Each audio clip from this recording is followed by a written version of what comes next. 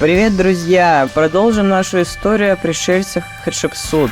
И сегодня мы займемся папирусом, который вызывает горячие споры в научном сообществе и не перестает волновать умы исследователей до сих пор. И имя этой загадки папирус Тулли.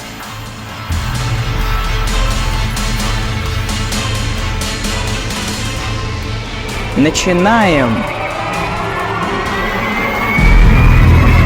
В 1930 году, гуляя по улочкам древнего Каира, руководитель египетского отдела Музея Ватикана Альберто Тулли наткнулся на древний папирус и решил его приобрести. Однако хозяин запросил за него огромные деньги, которых у Тулли не было. Так что ему пришлось ограничиться копией текста, который вызвал так много споров. Тулли отдал копию этого древнего текста своему коллеге, русско-итальянскому исследователю египетской культуры Борису Рачевильцу, автору фундаментальных трудов искусства Древнего Египта и обычаи и правила древних египтян. И хотя в копии ветхого папируса из Каира было немало пропусков и пробелов, Рачевильц справился со сложной задачей блестяще. И вот именно содержание этого загадочного папируса оказалось весьма необычным. Давайте вместе погрузимся в его чрезвычайно странный текст. 21 год правления, в 3-й месяц зимы, в 6-й час дня, певцы из Дома жизни увидели в небе огромный огненный круг. Из него вырывалось зловонное дыхание, хотя у него не было головы, и он молчал. Его размеры составляли примерно 50 метров в длину и столько же в ширину.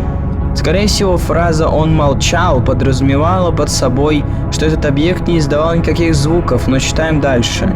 Настороженные певцы поспешили в дворец фараона и рассказывали о своем удивительном наблюдении. После нескольких дней эти круги снова появились в небе, блестя своим светом ярче солнца, и были видны по всему небу. Фараон, собрав свое войско, наблюдал за ними. Потом круги поднялись, улетели на юг, и на землю пошел дождь из рыб и птиц. Никто никогда не становился свидетелем таких чудес. Встревоженный фараон приказал приносить благовония богу Амон-Ра и записать все, что видели.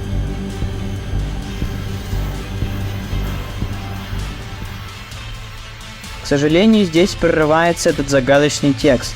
А теперь, дорогие друзья, давайте сопоставим данный визит с событиями, разворачивающимися в Египте на тот момент, и какие выводы можно сделать из этого удивительного откровения. Как утверждает египтолог-переводчик папируса Борис Рачевильц, папирус датируется 1480 годом до нашей эры и 22 годом правления фараона Тутмоса III. А это именно тот год, когда долго болеет и умирает от рака наша героиня, царица-регент Хатшепсут, при малолетнем Тутмосе, которого она 20 лет упорно не подпускала к власти. Фактически этот момент, когда Египет стоит на грани гражданской войны между партией сторонников Хатшепсут и партией молодого фараона Тутмоса III, очень популярного в войсках, куда его фактически сослала великая женщина-фараон. Партия Хатшепсут абсолютно уверена в своих силах, так как зачатие и правление Хатшепсут, как бы, извините, прямо спущено богами с небес. Об этом был наш предыдущий рассказ. А что против этого Тутмос, сын одной из наложниц и просто совсем юный мальчик? И тут в самый драматичный момент такой привет от богов. И важно понимать, наблюдение подобных необъяснимых объектов в египетском небе расценивалось в те времена как нечто абсолютно аномальное и шокирующее. А теперь давайте еще раз вернемся к папирусу и проанализируем, кто и что сделал. Жрецы из храма, который в Древнем Египте называли Домом жизни, находятся в панике и бегут во дворец. Юный фараон Тутмос, напротив, собирает войска, и когда данные объекты появляются снова, выходит им навстречу, чтобы, возможно, принять свой последний бой. И тут случается чудо, когда вместо сжигающих все лазерных лучей с неба сыплются в изобилии рыба и птица. Это был самый настоящий сигнал от богов, что именно этот правитель теперь будет править в Египте. И этот сигнал был правильно воспринят всеми партиями и остановил гражданскую войну. Но самое интересное происходит дальше. Как говорят египетские хроники, примерно в это же время Тутмосу приходят в голову мысли о коренной реформе египетской армии. Он первым в мире массово вводит колесницы с лезвиями по бокам, как основную ударную силу своего войска. И второе. Он первым придумал новый тип дальнобойного лука, композитный и с его помощью массовый залп дальнобойными стрелами по площадям. Тактику, которую потом успешно применяли монголы и английские лучники в средние века. И что в итоге, дорогие подписчики?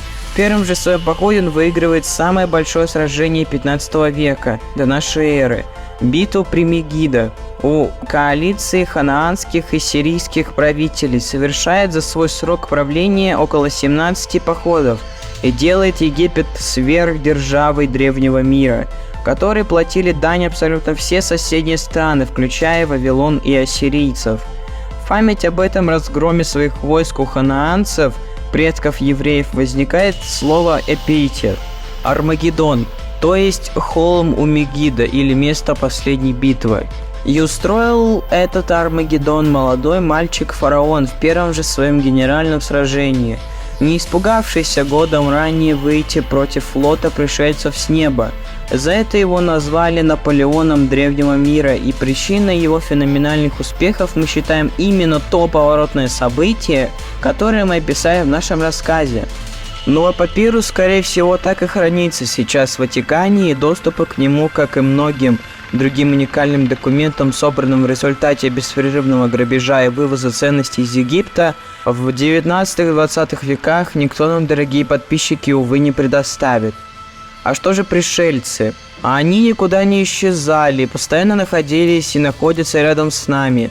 И, скорее всего, точно так же влияют на наши события. Посмотрите на подборку из древних папирусов, текстов и иероглифов, а также самых свежих видеозаписей наблюдения НЛО в Египте за последние 5-10 лет. И вы поймете, что теория поля контакта более чем актуальна. Для нас эта тема более чем интересна, и мы обязательно продолжим цикл данных загадочных историй. У нас их еще много. Ждем ваших комментариев и до новых встреч!